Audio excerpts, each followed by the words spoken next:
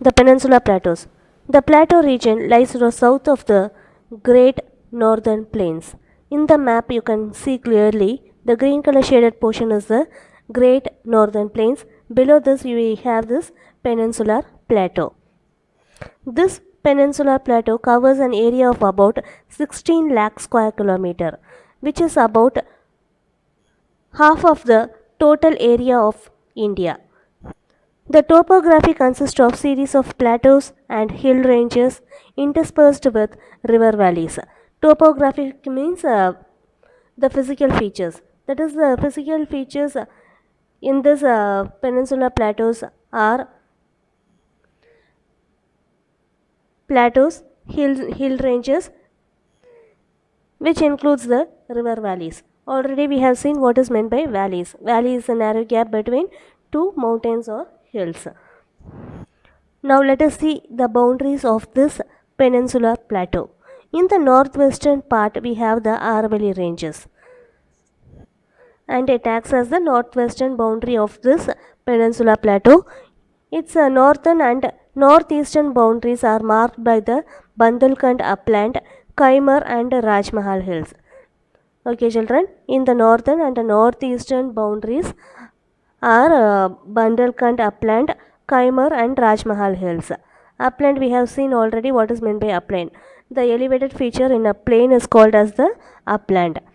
Then on the east and west side we have the Western Ghats and the Eastern Ghats, and it acts as the boundaries in the west and east.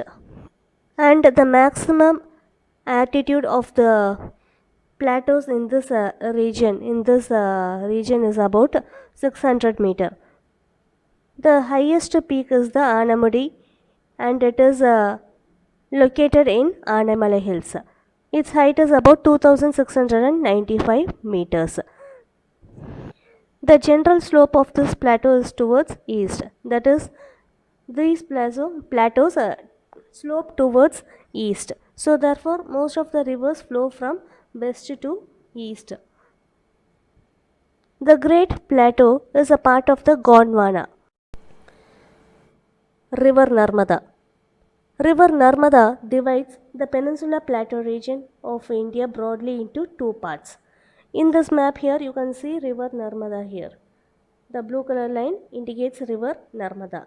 The region above River Narmada, that is to the north of River Narmada, we have the Central Highlands, and the region south of River Narmada, that is below River Narmada, we have the Deccan Plateau.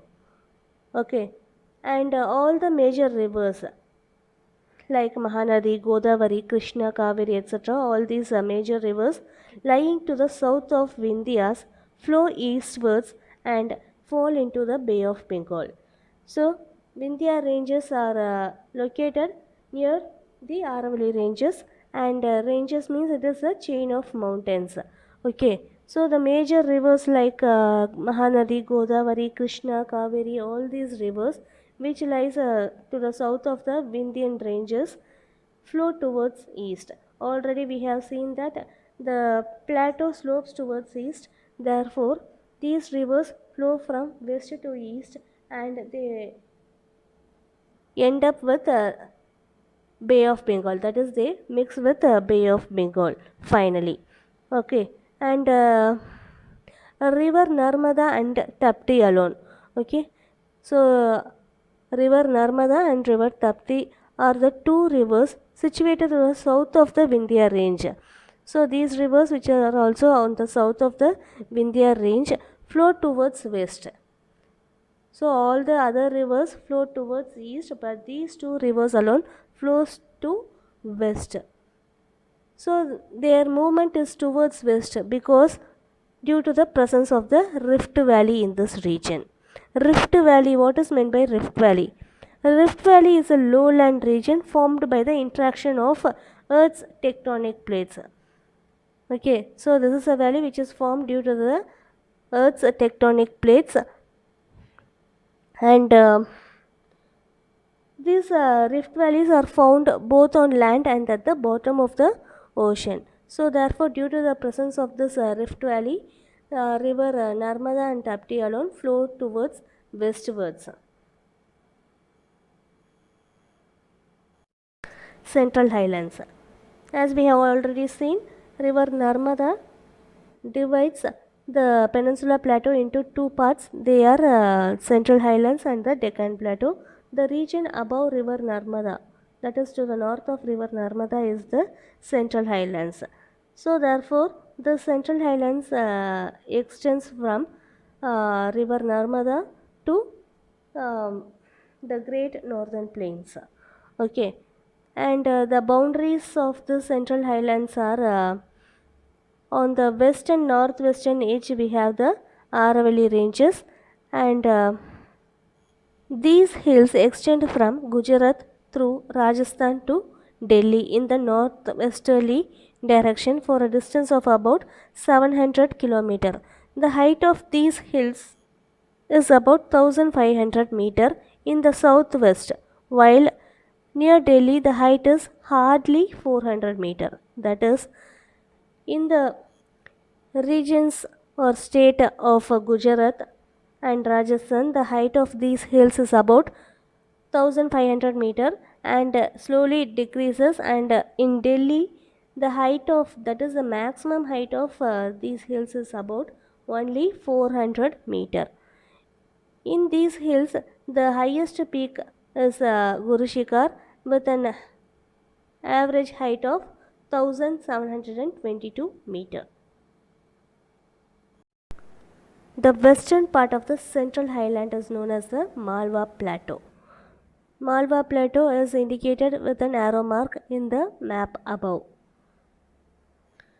This Malwa Plateau is located to the southeast of the Aravalli Ranges and to the north of the Vindhyan Ranges. The rivers like Chambal, Betwa and Ken drain the Malwa Plateau. That is, these rivers deposit their sediments in this Malwa Plateau before they join with river Yamuna. The eastward extension of this Malwa Plateau is known as the Bundelkhand, and its further extension is known as the Bagalkhand. The eastern part of the Central Highland, which lies in the northeastern part of the Indian Plateau, is known as the Chota Nagpur Plateau. That is, the eastern part of the Central Highland is marked by the Chota Nagpur Plateau, and this Chota Nagpur Plateau lies to the northeastern part of this peninsular plateau. It covers much of the Jharkhand and some parts of the Odisha, West Bengal, Bihar and Chhattisgarh. This region is very much rich in mineral resources, particularly iron ore and coal. Deccan Plateau. This physiographic division is the largest part of the plateau region of India. The shape of this plateau is roughly triangular. As you can see in this map here, the region below river Narmada marks the Deccan Plateau, and it is indicated by light yellow shade, and it is roughly triangular in shape. And now let us see the boundaries of this Deccan Plateau. On one side of this triangle is marked by the Eastern Ghats, which extends from Kanyakumari to Rajmahal Hills, and the second arm, that is on the north side, it is marked by Satpura Range, Mahadev Hills, Michael Range and Rajmahal Hills, and the third side is marked by Western Ghats. The total area of this plateau is about 7 lakh square kilometer, and the height of this plateau varies from 500 to 1000 meter above the sea level. Western Ghats. Western Ghats form the western edge of the peninsular plateau, and it runs parallel to the Arabian Sea. The northern part of this range is called as the Sahyadris, and the height of this Sahyadri mountain range increases as we move towards south. That is, the height of this Sahyadris is more in the south than in the north. Next, Anemudi. Anemudi acts as a tri-junction. because three hills like Anemalai Range, Cardamom Hills and Palani Hills joins at Anemudi. And Kodaikanal is a beautiful hill resort which is situated in Palani Hills. Eastern Ghats. Eastern Ghats run from southwest to northeast and they form the eastern edge of this plateau. This range is also called as Purvadri Range. The Eastern Ghats join the Western Ghats at Nilgiri Hills, bordering Karnataka and Tamil Nadu. So Nilgiri Hills is located at the border of Karnataka district and Tamil Nadu district, and it is the point where the Eastern Ghats and the Western Ghats meet. The Eastern Ghats are not continuous like the Western Ghats. So the Western Ghats are continuous range of mountains while the Eastern Ghats are discontinuous range of mountains. The rivers of Mahanadi, Godavari, Krishna, Pennar and Kaveri have dissected this range at many places. As we already seen, most of the rivers flow towards east. That is, they originate in the west and they flow towards east and they mix with the Bay of Bengal. So therefore, these Eastern Ghats are dissected by these rivers which flows towards east. So the Eastern Ghats are discontinuous range of mountains. Coastal plains. We have already studied about what is meant by coastal plains.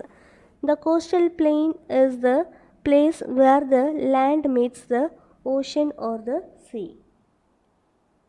The Peninsula Plateau of India is flanked by narrow coastal plains. That is, the Peninsula Plateau of India are guarded or protected by the narrow coastal plains, which is of varied width from north to south. That is, the width of this coastal plains varies from north to south. It is not of same width. And now let us see how these coastal plains are formed. These coastal plains are formed by the depositional action of the rivers. Already we know that the plains are formed by the sediments deposited by the rivers. Along with this, the coastal plains are also formed by the depositional action of the sea waves. And the align in the deposition action வந்து நடக்குது. The Indian coastal plain are divided into two divisions. They are the Western coastal plain and the Eastern coastal plain.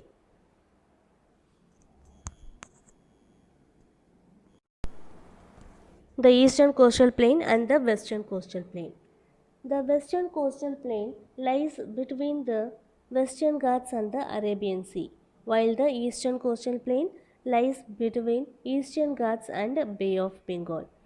The Western Ghats are divided into three divisions. They are the northern part of the Western Ghats is called as the Konkan coast, and the central part is known as the Kannad, and the southern part of the Western coastal plain is called as the Malabar coast.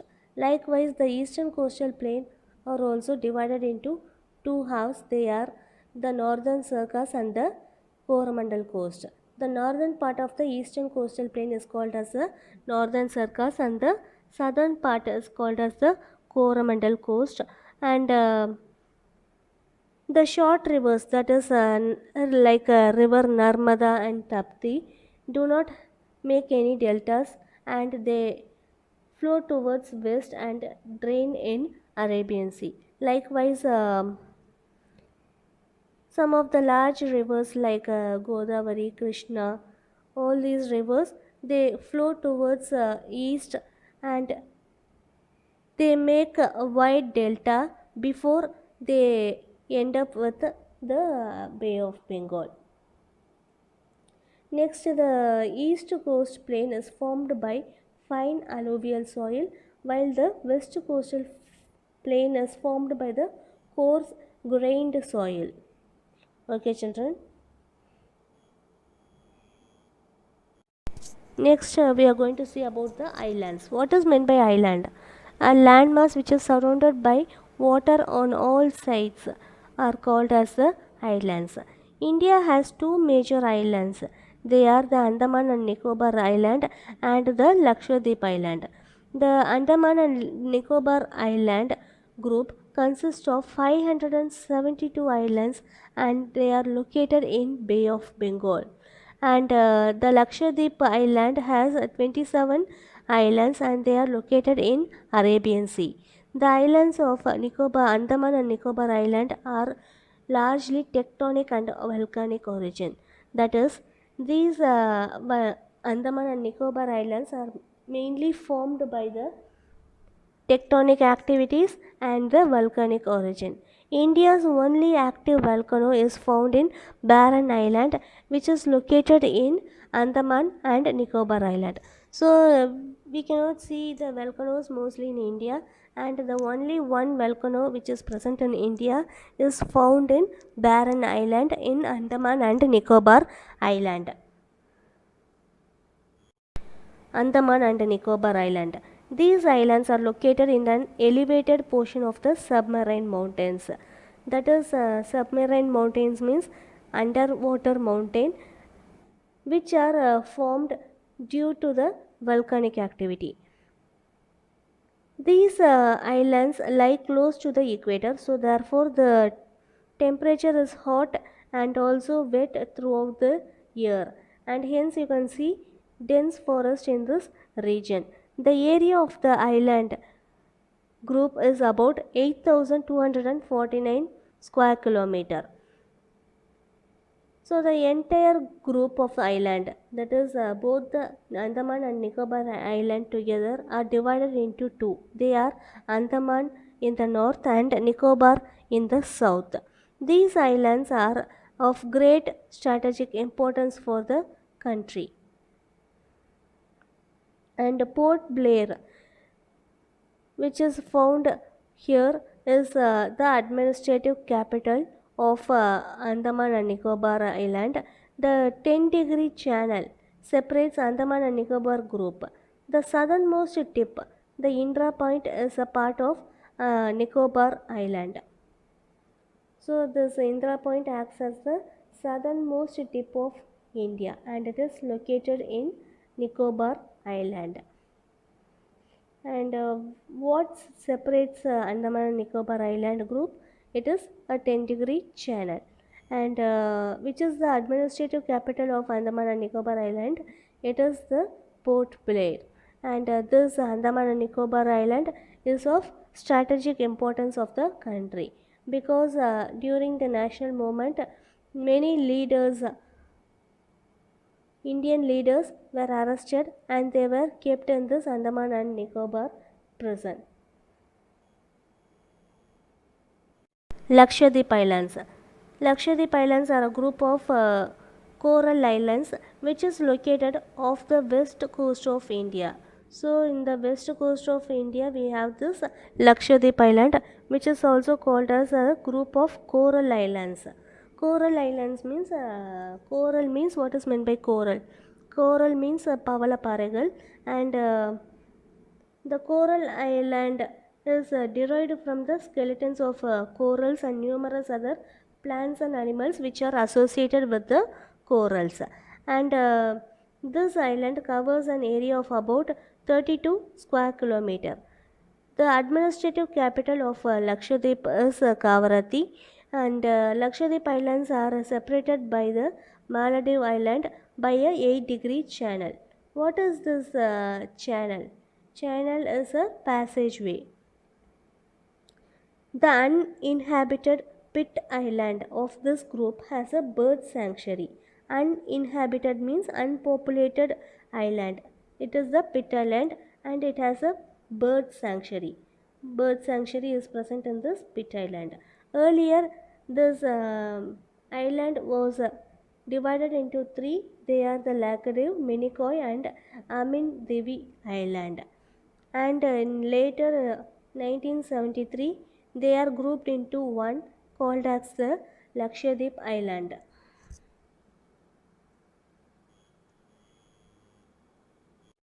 Offshore island. Beside the two group of islands. So beside these two major group of islands, Lakshadweep and Andaman Nicobar Island, India has many numerous number of islands.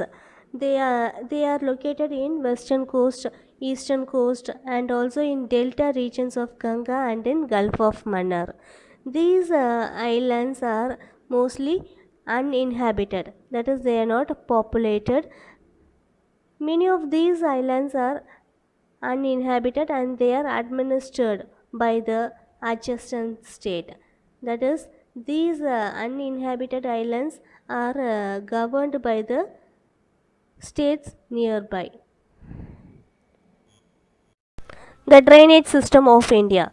The drainage system is also known as the river system, and it is an integrated system of tributaries and a trunk stream which collects and drains surface water into the sea, lake, or some other body of water. That is, this drainage system is a combined system of tributaries. So in this drainage system we will completely study about the river system, that is the place where it originates, what are its tributaries, and the place where it drains its sediments, and finally where it forms the delta and where it reaches the mouth of the river. That is the place where it reaches the mouth of the river and where it ends its journey. So, the total area drained by a river and its tributaries is known as the drainage basin. The drainage system of India is broadly divided into two major groups based on their location. They are the Himalayan rivers and the peninsular rivers. Okay, so the Himalayan rivers includes the Indus river system, the Ganga river system, and the Brahmaputra river system. And the peninsular river system are further categorized into two. They are the east flowing rivers and the west flowing rivers. As we have already studied, the east flowing rivers are Mahanadi, Godavari, Krishna, and Kaveri, and the west flowing rivers are Narmada and Tapti. And now in this chapter we will study about the each type of river in detail. Himalayan rivers. These rivers are found in North India. Since the Himalayas are located in the north, these rivers are also found in the North India, and it originates from the Himalayas, so therefore it is called as the Himalayan rivers. These rivers are perennial rivers. What is meant by perennial? We have studied already, isn't it? So perennial rivers are rivers which have water flow throughout the year. So throughout the year there will be water flow in these rivers. And the main rivers of the Himalayas are Indus river system, the Ganges river system, and the Brahmaputra river system. And first we will study about the Indus river system. The Indus river system is one of the largest rivers of the world. In this map here you can clearly see the place where it originates. The Indus river originates from the northern slope of the Kailash range at an elevation of about 5150 meter, and this Kailash range is located in Tibet, which is near Manasarovar lake. And the length of this river, that is totally it flows through a distance of 2880 kilometer, and in this total distance in India it travels about 709 kilometer. Can you understand, children? So this Indus river originates in Tibet and it enters India, and then it moves towards Pakistan. So the total distance traveled by this river is 2880 kilometer, and in India it travels about 709 kilometer. The river has a total drainage area extending 11,65,500 square kilometer. So totally the river deposits and its sediments in an area of about 11,65,500 square kilometer, and in this also about 3,21,289 square kilometer areas are drained in India. The river flows through the Ladakh and Zanskar ranges and creates a deep gorges. What is meant by gorges here? We have already studied about gorges also. So the gorge means it is a narrow valley between two mountains or hills. And the river runs through Jammu and Kashmir and it turns towards south near Chillar and it enters into Pakistan. Its major tributaries are Jhelum, Chenab, Ravi, Beas and Sutlej. In this map you can see clearly the tributaries of river Indus. It has 5 tributaries. They are Jhelum, Chenab, Ravi, Beas and Sutlej. In this Jhelum and Chenab are the largest tributary of river Indus. Okay, finally after flowing in Pakistan, finally it ends its journey at Arabian Sea. The Ganga river system. The Ganga river system is the largest drainage system of India. That is, it is the largest river system of India and it extends over an area of 8,61,404 square kilometer. The Ganges plain is the most densely populated place in India and many towns are developed on the banks of this river. So, this Ganges plain is very fertile and it is suitable for agriculture and also for settlement, and also due to the availability of water facility, this region is densely populated. The river Ganga originates at Bhagirathi from the Gangotri glacier in Uttarkasi district of Uttarakhand state at an elevation of 7010 meter. The length of the river Ganga is about 2525 kilometer. So it travels through a distance of about 2525 kilometer. Its major tributaries from the north are Gomati, Gantak, Koshi and Gagra, and from the south its tributaries are Yamuna, Sun and river Chambal, and also there are many other small rivers. In this river Yamuna is said to be the largest tributary of river Ganga. The river Ganga is known as the river Padma in Bangladesh. The combined river of Ganga and Brahmaputra creates the world's largest delta known as the Sundarbans in Bangladesh before it joins the Bay of Bengal. So already we have seen that the river Ganga and also river Brahmaputra creates the world's largest delta in Bangladesh, which is known as the Sundarbans Delta.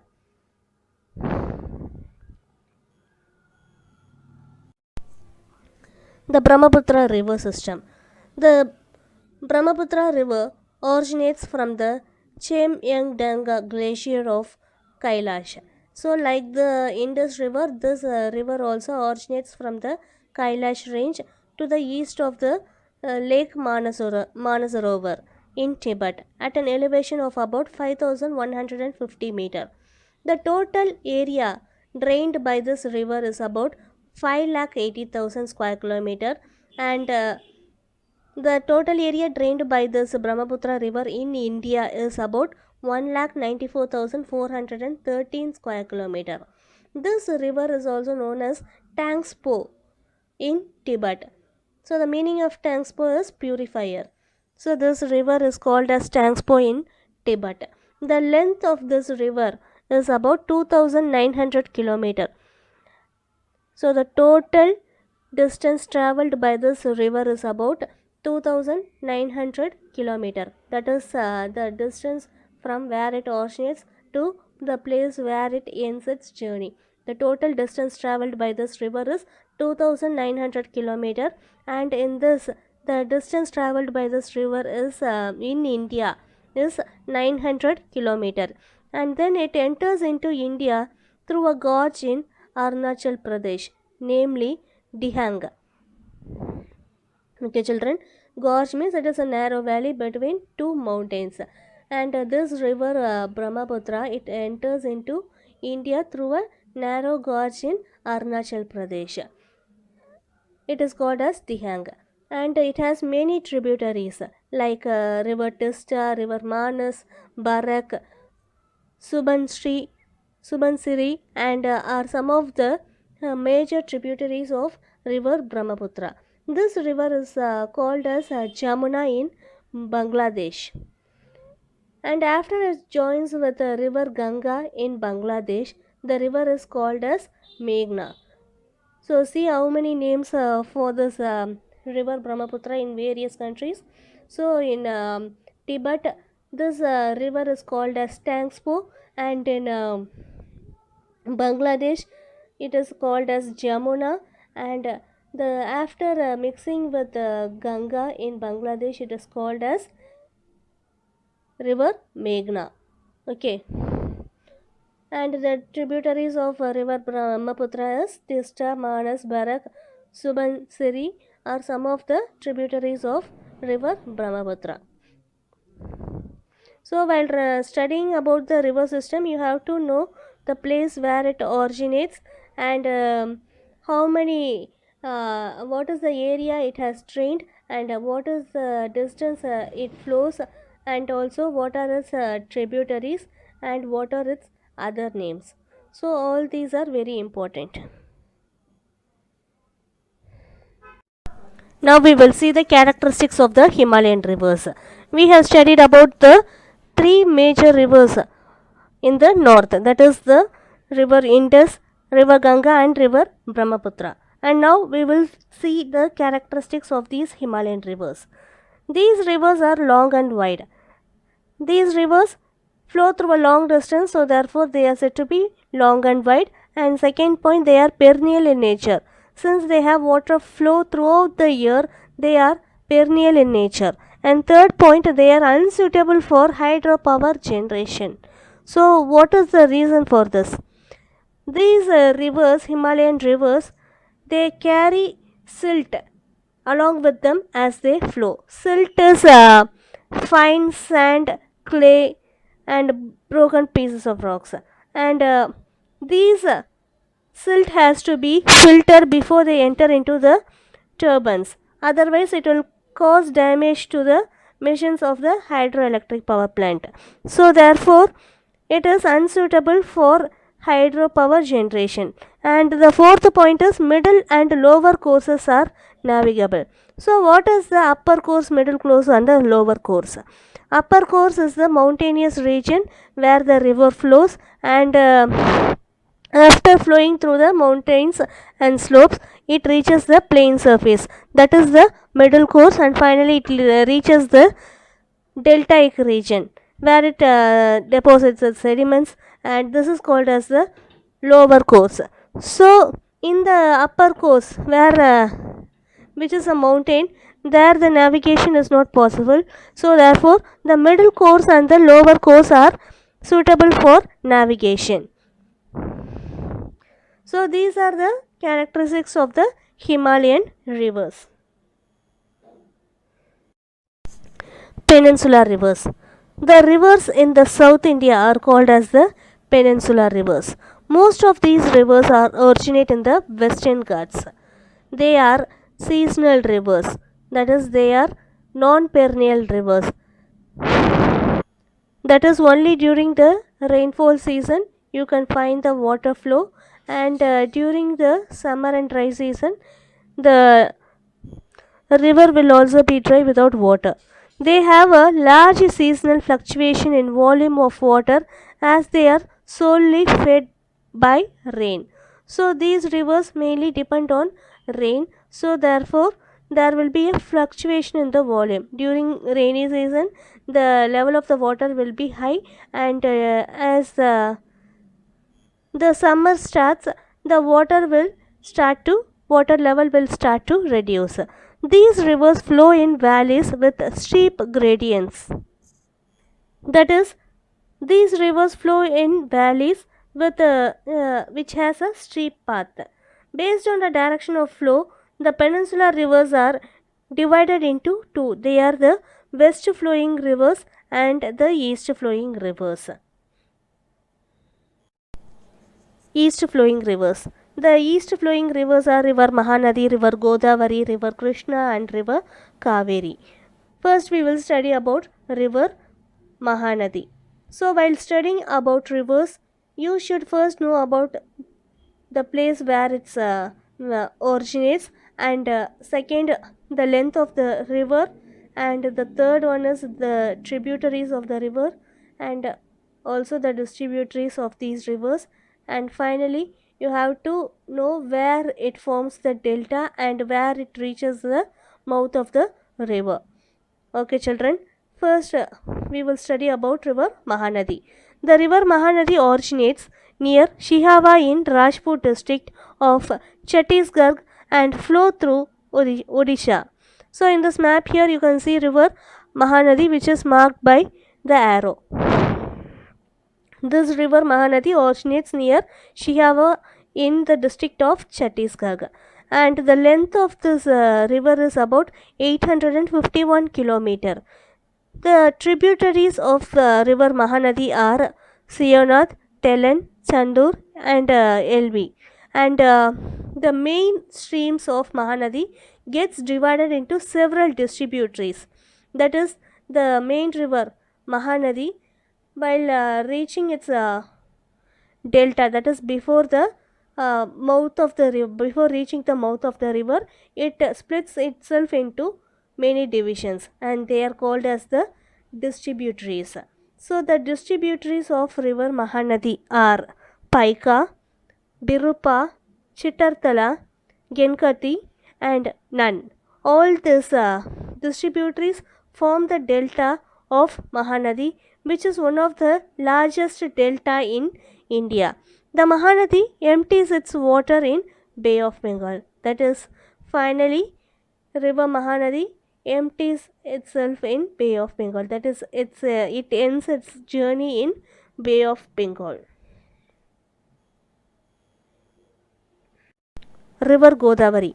Godavari is the longest river among the peninsular rivers. So, among the peninsular rivers, River Godavari is the longest river, and its total length is about 1465 kilometer, and it drains about an area of 3.13 lakh square kilometer.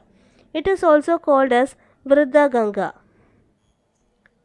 River Godavari originates in Nasik district of Maharashtra, which is a portion of the Western Ghats, and it flows through the states of Telangana and Andhra Pradesh, and finally it ends at Bay of Bengal.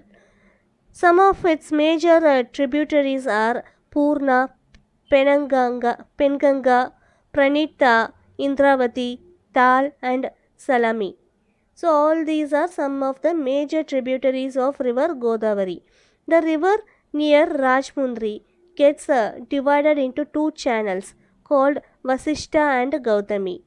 Okay, so in a place called Rajamundri, this river Godavari divides itself into two channels. They are Vasishta and Gautami, and it forms one of the largest deltas in India.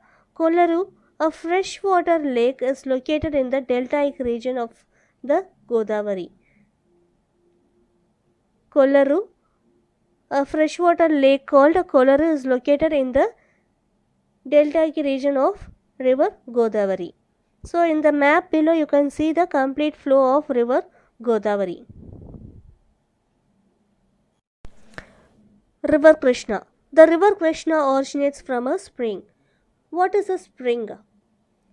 So, spring is a place where the underground water emerges into the land through a opening. Okay, so river Krishna originates from a spring at a place called Mahabaleshwarar in the western Ghats of Maharashtra. The total length of this river is about 1400 km, and it drains an area of about 2.58 square 2.58 lakh square kilometer, and it is the second longest peninsular river. The first longest peninsular river is river Godavari, and the second longest peninsular river is river Krishna. The major tributaries of river Krishna are river Bhima, Peddavagu, river Musi, river Koina, and river Tungabhadra. So these are the major tributaries of river Krishna. It also flows through Andhra Pradesh, and it joins in Bay of Bengal at a place called Hamasala Devi.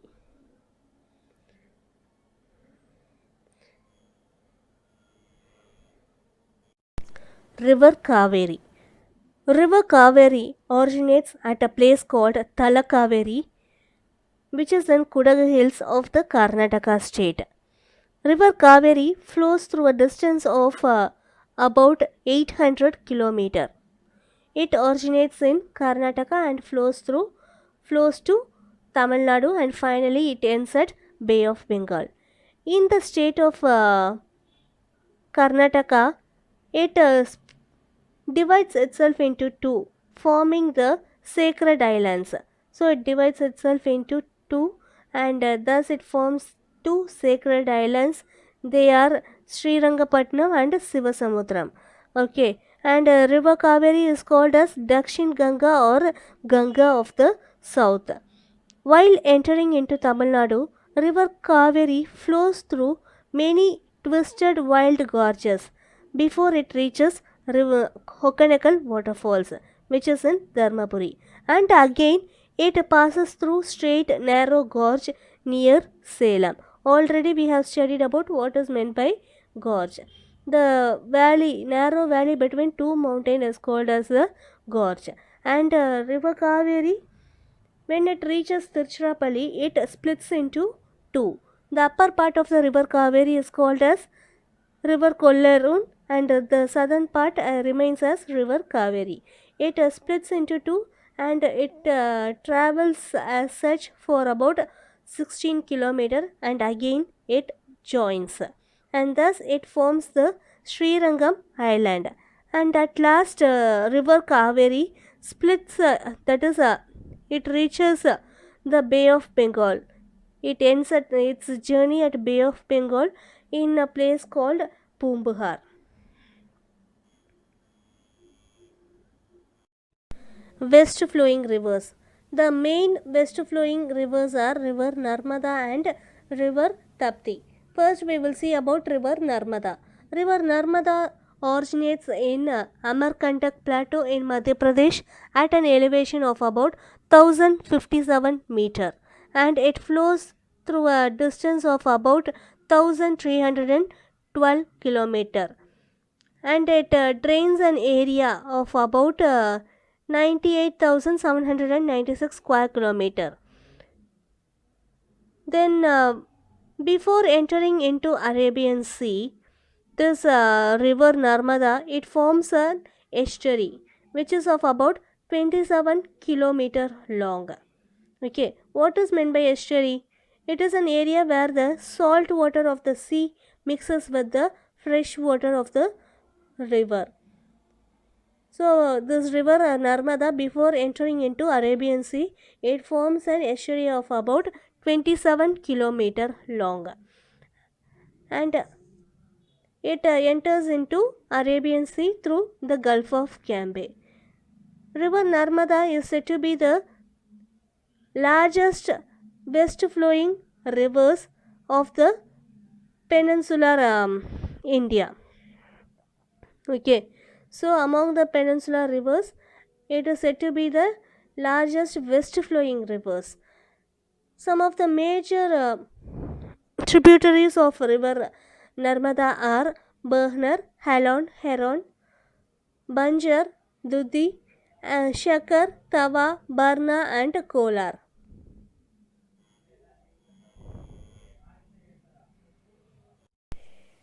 Tapti. The river Tapti is one of the major rivers of the peninsular India, and it is one of the three rivers which flows from east to west. The other two rivers which flows from east to west are river Narmada and river Mahi. River Tapti flows through the distance of about 724 km and it covers an area of about 65,145 square km.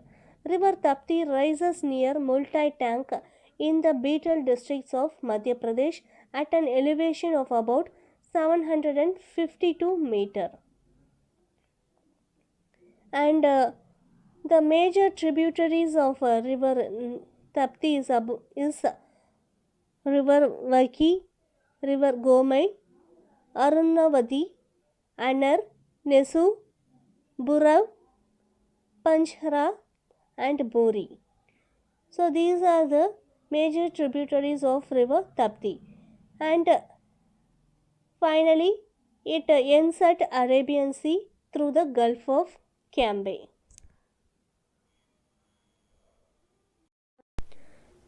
Now let us see the characteristics of the South Indian rivers. The South Indian rivers mainly originates from the Western Ghats and these rivers are short and narrow. These rivers are non-perennial in nature. That is, these are seasonal rivers and you can see the flow of water only during the rainy season, and during summer or dry season the river will be dry without water. And fourth point, it is suitable for hydropower generation. You can see many hydropower plants across these rivers, and these rivers are not suitable for navigation as they are non-perennial rivers. So we have completed the lesson and now we will have a short recap of this lesson. In this lesson we studied about the physical divisions of India. There are 5 major physical divisions in India. They are the northern mountains, northern Great Plains, the plateau region, the coastal plains and the islands. First we studied about the northern mountains. The northern mountains are classified into 3 divisions. They are the Trans-Himalayas, Himalayas and the Eastern Himalayas. Further, the Himalayas are classified into 3. They are the Greater Himalayas, the Lesser Himalayas and the Outer Himalayas. Next we studied about the Northern Great Plains. These Northern Great Plains are divided into 4. They are the Rajasthan Plains, Punjab Haryana Plains, Gangetic Plains and the Brahmaputra Plains. And thirdly we studied about the plateau region. These plateau region are divided into 2. They are the Central Highlands and the Deccan Plateau. So the region to the north of river Narmada is the Central Highlands, and the region below that is to the south of river Narmada is the Deccan Plateau. And then we studied about the islands. The 2 major islands are Andaman and Nicobar Island and Lakshadweep Island. And we studied about the drainage system of India, that is the river system of India. The river system of India are mainly classified into 2. They are the North Indian rivers, that is the Himalayan rivers, and the South Indian rivers, called as the peninsular rivers. The North Indian rivers or the Himalayan rivers are river Indus, river Ganga and river Brahmaputra. And the peninsular rivers are further classified into east flowing rivers and the west flowing rivers. The east flowing rivers are river Mahanadi, Godavari, Krishna and Kaveri, and the west flowing rivers are river Narmada, Tapti, Mahi and Sabarmati. Okay. Go through the lesson, children. Underline the important points while you are reading so that it will be easy for you to recall. Happy learning, children. Thank you.